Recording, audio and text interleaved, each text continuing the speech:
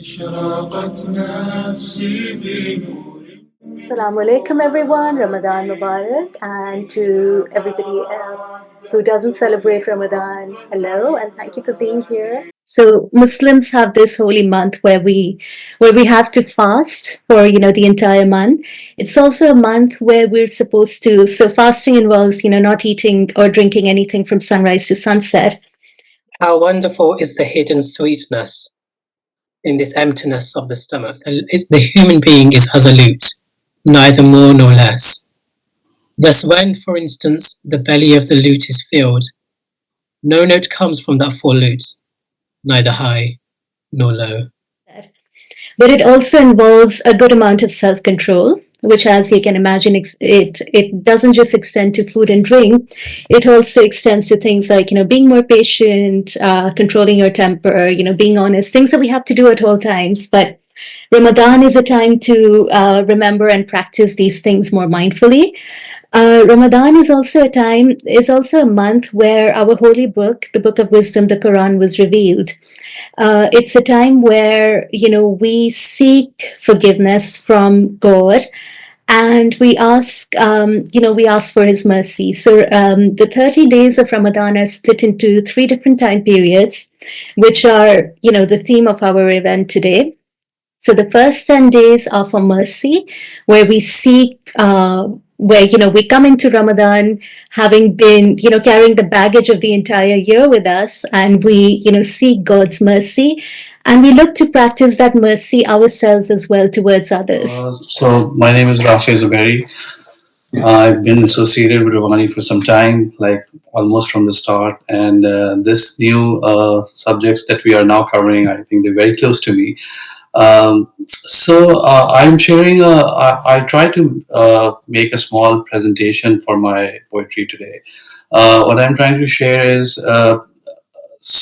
Basically, religious poetry in Urdu has two distinct sort of fields. One is primarily the more purest sort of poetry, which is Naate and Hamd, which is direct religious poetry.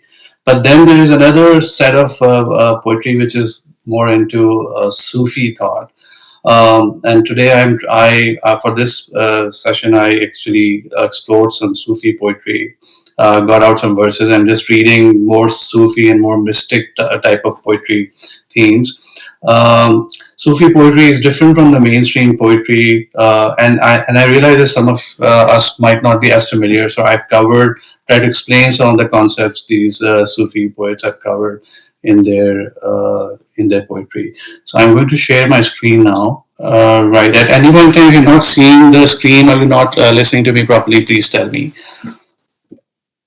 So basically, Sufi poetry is related to the classical Sufi subjects, which is another school of thought linked to Islam. It's not. I mean, a lot of purists do not count it as like pure Islamic thought, but it's closely linked. And these are some of the primary subjects that Sufis have tried to cover. Tasawwuf, which is the core topic, which is Sufism itself, is basically refers to an inner mystical dimension of Islam, encompassing everything which brings you close to God. The primary subject that Sufis have explored is that it's more of unity of being or oneness of existence, which basically means that existence is a virtue that human beings cannot share with God Almighty. That's the primary subject. Everything, basically, all of us are God. And in history, there have been instances where people have actually pronounced it and have been executed because of this, because they were saying that Anal Haq or I am God, because they thought that everything is reflection and manifestation of God.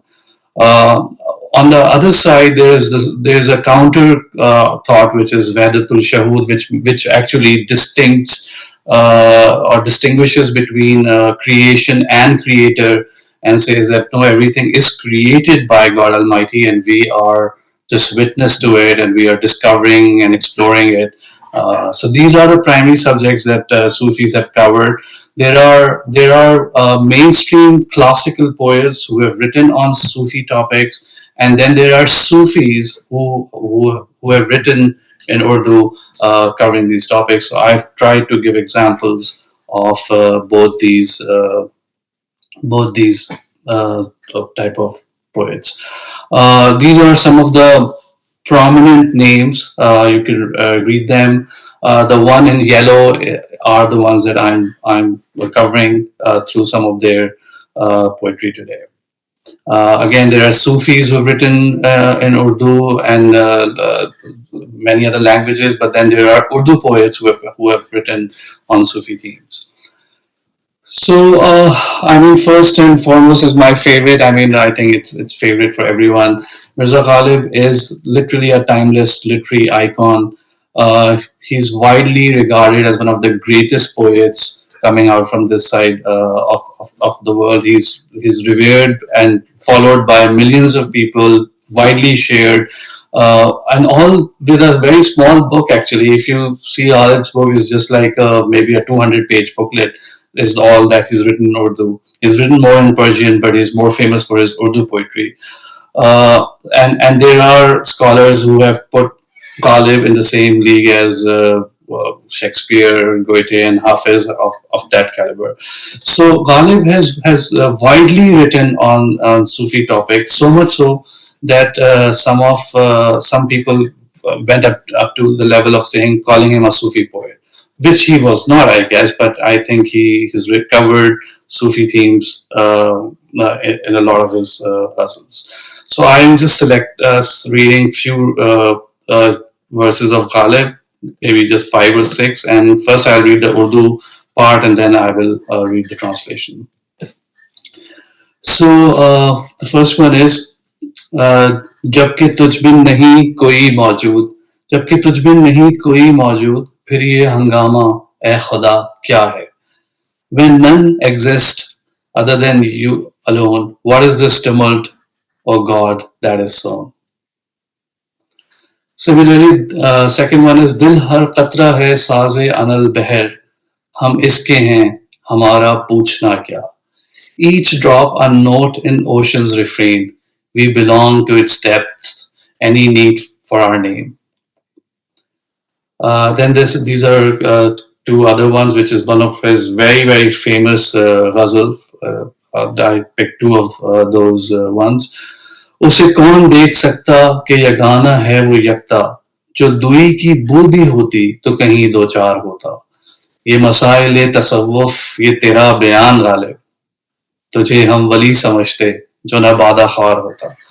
This particular one, शेर Ghalib's iconic verses. It's one of the Ghalib's really famous verses. ये मसाइल तसव्वुफ ये तेरा बयान गालिब, तुझे हम वली समझते जो न बादा खार होता. Who can behold the one who's singular and unique in essence? Had there been even a hint of duality, he would not have been found in multitude. These matters of mysticism and your words, Ghalib, we would have deemed you a saint had you not been intoxicated by wine. And the final two, आते हैं गैब से ये मज़ामी ख्याल में, गालिब सरीर ना खामा नवाए सरोश है. This is one of my personal favorites. आते हैं गैब से ये मज़ामी ख्याल में, गालिब सरीर खामा नवाए सरोश है. From the unseen, these themes emerge in Ghalib's mind. The swooshing of the pen is actually the voice of angels intertwined. हस्ती के मत फरेब में आ जाइयो असद, हस्ती के मत फरेब में आ जाइयो असद, आलम तमाम हल्क़े दामे ख्याल है. So Asad was Ghalib's initial pen name. Later on he changed it to Ghalib, but initially when he started writing he used to have a pen name Asad, and it simply means that do not fall for the illusion of existence, O Asad. The entire universe is but a circle, a trap of fantasy's thread. So this is Ghalib. You can see how much I'm enjoying reading it. Ghalib is really one of the finest of the poets. And I'm also covering Khwaja Mir Dard today. Khwaja Mir Dard is more classical Sufi poet. He was also born in Delhi in the time of like invasions and a lot of chaos in India. He was raised in a religious family. He's more classical Sufi thought poet, where he's put the following of Prophet Muhammad as the primary following, and then linked everything with the teachings of Prophet Muhammad in his poetry. So he's more closer to the more mainstream Islamic poetry than let's say the other more mystical ones. So here are some of the poetry of Mir Dard. जग में आया इधर उधर देखा तू ही नजर आया जिधर तू ही आया नजर जिधर देखा I wandered through the world looking here and there, but wherever I turned, it was you who appeared. तुझी को जो ना जलवा फरमा ना देखा I saw no one but you shining so bright. बराबर है दुनिया को देखा ना देखा. In this world, seeing or not seeing seemed alike in my sight. The third one is अर्ज़ो समा कहाँ तेरी वसत को पा सके मेरा ही दिल है वो कि जहाँ तू समा सके वहदत में तेरी हर्फ दूरी का ना आ सके आईना क्या मजाल तुझे मुंह दिखा सके. Where can earth and sky measure the extent of your span? My heart alone is the place where you can truly land. In the unity of your being, duality can't rise. The mirror itself does not reflect your face in its guise. So mirror is basically not the mirror itself, it's anybody else. Right? Any second being cannot reflect.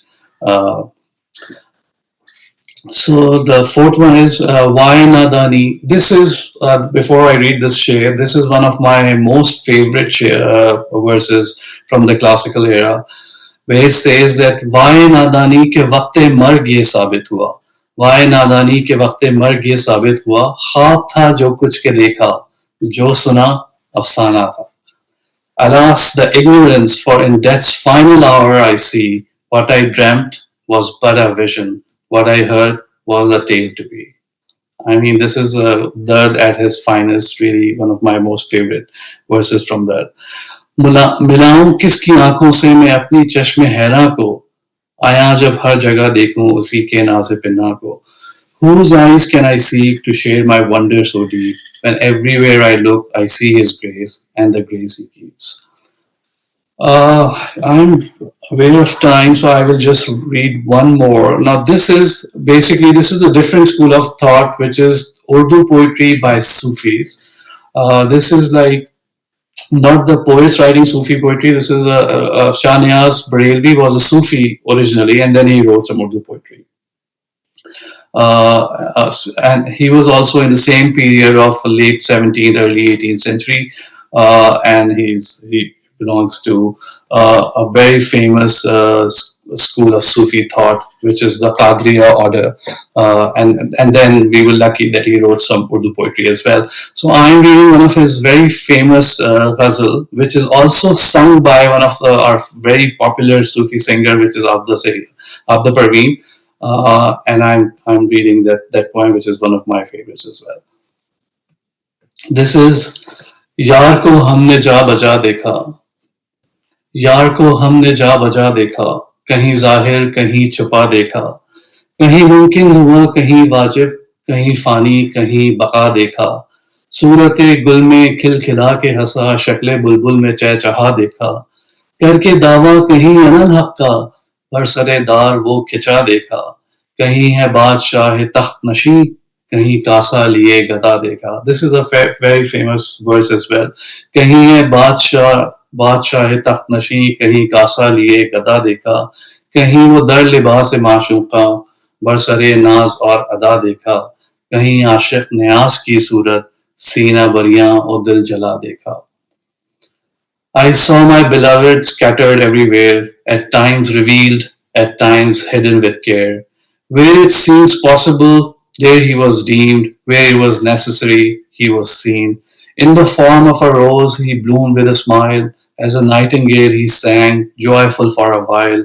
Claiming the words, I am the truth, he stood proud. He stood proud. In the midst of crowd, he was hanged and bowed. This is referring to a very famous Sufi who claimed that I am truth or I am the God. And then he was publicly executed. This is referring to Mansur Halaj, the very famous Sufi of that time. At times he was a king seated on his throne, at times a beggar with a bowl, all alone. In the attire of a lover he dazzled with grace, with every gesture he held an enchanting embrace. And at last I saw him in the form of a lover, a heart scorched, a soul burning, a longing forever. Such is the vision of Niaz, which is the poet himself. Such is the vision of Niaz where the seeker finds in every face, in every form, the divine that finds. So that's my presentation today. Welcome everyone. So as Muniba said, I'll be reading The Guest House. The original poem is by Jalaluddin Rumi and the translation I'll be reading is by Coleman Barks. The Guest House. This being human is a guest house. Every morning a new arrival. A joy, a depression, a meanness. Some momentary awareness comes as an unexpected visitor. Welcome and entertain them all, even if they're a crowd of sorrows who violently sweep your house, empty of its furniture. Still, treat each guest honorably. He may be clearing you out for some new delight. The dark thought, the shame, the malice. Invite them at the door laughing and invite them in. Be grateful for whatever comes, because each has been sent as a guide from beyond. Come, whoever you are, wanderer, worshipper, lover of leaving, it doesn't matter. Ours is not a caravan of despair. Come, even if you have broken your vow 1,000 times, come, yet again, come.